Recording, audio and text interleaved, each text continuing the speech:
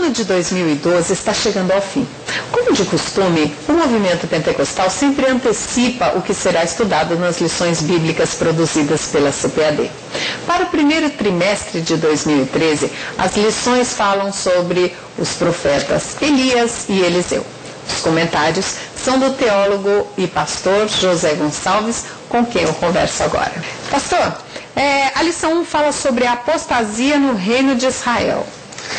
Exatamente. Essa lição, essa primeira, é que ela vai dar todo o enredo da história do Reino do Norte. Acabe, nesse período, estava governando, cerca de 874 a 853, e casou com a rainha fenícia, Jezabel. Ela procura implantar como cultura a adoração a Baal. E era uma apostasia que a gente chama institucional, financiada pelo Estado. Então as consequências foram terríveis. Então nesse contexto que Deus levanta Elias, surge como se fosse do nada, capítulo 17 de Reis, diz aí, então Elias o tisbita, os moradores de Gileade, vai confrontar o rei anunciando uma seca. Uma estiagem. E aí nós vamos para a segunda lição, que é Elias, o tisbita. Isso, essa lição sobre Elias é para a gente conhecer mais esse personagem enigmático, que é admirado, tanto nos dias bíblicos como no período do Novo Testamento. A gente vê Elias sendo citado, e na própria história da igreja.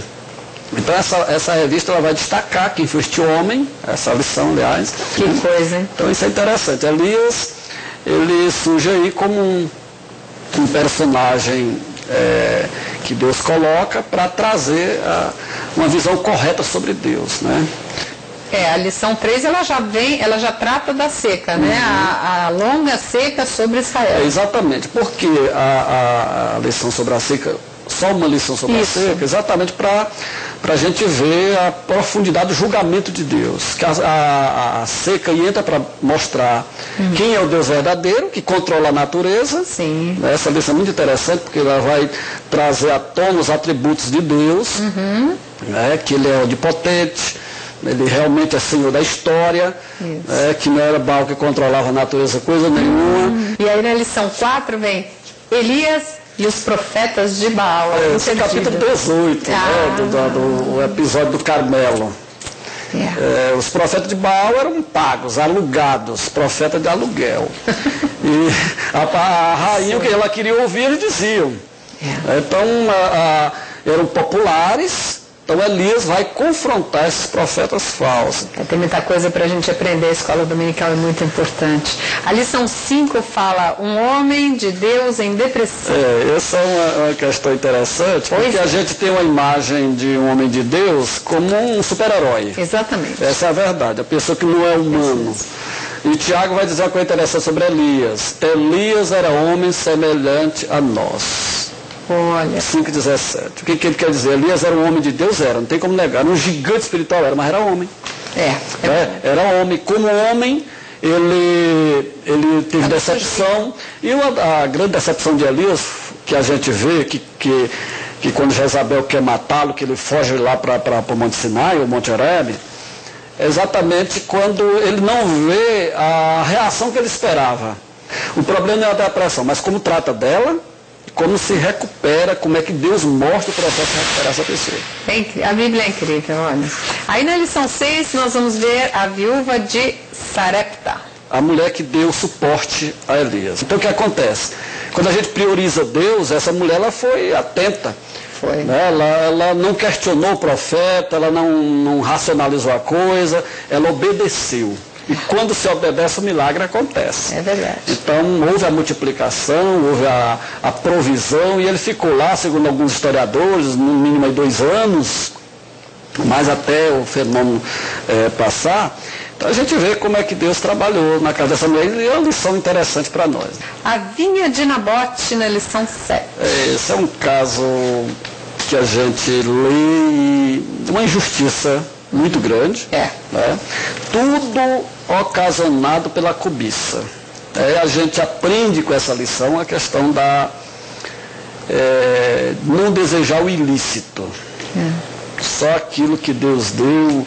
Na lição 8, nós vemos o legado de Elias. Elias vai deixar essa história de coragem, né, de superação, que a fidelidade a Deus, ela tem recompensa. Ele vai deixar uma história, um legado interessantíssimo. Muito bom. Vamos para a lição 9. Elias no Monte da Transfiguração. Mateus, que escreve para judeus, ele tem um alvo em mente quando ele coloca o relato da Transfiguração. Havia profecias que o Messias viria depois que Elias aparecesse. Então os judeus estavam cobrando, cadê? O Messias de vocês é o Messias mesmo, mas cadê o Elias? Aí ele vai mostrar que João Batista era esse tipo de Elias, né? E que tudo aquilo que estava nos profetas, que o Messias seria rejeitado, que o Messias não seria compreendido, fazia parte disso. E que a lei e os profetas, que tipifica também essa visão aí, Moisés, a lei e a Deus os profetas, mostrava que o centro de tudo da história bíblica do plano da salvação era o Messias. Na lição 10, nós vemos aqui, há um milagre em sua casa. Qual é o teor dessa lição? A gente vai ver que há um milagre em sua casa, parte desse princípio. Deus quer fazer milagre? Quer. Mas parte da sua casa, parte da sua família. Que hoje o pentecostalismo se desvirtuou, porque ele é um pentecostalismo para se mostrar. Né? Não é de porta fechada. Não se pode, venha que aqui vai ter um milagre. E um dia desse passava um carro lá na minha rua, anunciando milagre. Eu disse, meu Deus, ele está pensando que o Espírito Santo está dando uma gaiola. E que vai dizer, tem gente aí para você curar, você é obrigado a curar, não é dessa forma. Né? Então, isso trabalha essa questão aí. Muito bom. Os milagres de Eliseu, na lição 11. Os milagres de Eliseu. A gente até divide esses milagres por uma questão didática, não está assim na Bíblia. A gente dividiu em 4 grupos, que a gente chama de milagres de provisão, também que eu coloco aqui milagre de restituição, e a gente colocou também o milagre de restauração, de julgamento. E aí na lição 13 vem a morte de Eliseu. A morte de Eliseu, a gente colocou esse comentário bem interessante, porque até na morte Eliseu operou milagres. É um milagre póstumo, né? Que é quando vão enterrar aquele homem que toca nos ossos de Eliseu, ele ressuscita. Há uma lição espiritual, porque havia uma promessa para Joás, que Eliseu tinha dito. E Eliseu morre antes da promessa se cumprir. Então Deus está dizendo para ele ali naquele milagre que é Senhor da história. Exatamente. E que nada vai ficar pendente, ele vai cumprir a si mesmo. Né? E que também é uma honra ao nome de Eliseu. Elias sobe no redemoinho lá, quando os cavalos de fogo, carruagem de fogo separa eles, e Eliseu deixa esse milagre aí, Deus operando. Na verdade não era Eliseu, mas é o Senhor de Eliseu, Deus da história. É o Senhor se mostrando, né? Que não é o homem, é o Senhor que opera. Que faz E que, como diz a W. Toz, nada de Deus morre quando morre o homem de Deus. É isso mesmo. Tá tão interessante, né? Difícil terminar uma entrevista assim, porque é muita coisa boa e a Bíblia é assim mesmo. Ela é atual. Pastor, muito obrigada. Deus abençoe. Eu que tenho que agradecer. E as portas do Movimento Pentecostal estão sempre abertas para nós. Estou à disposição.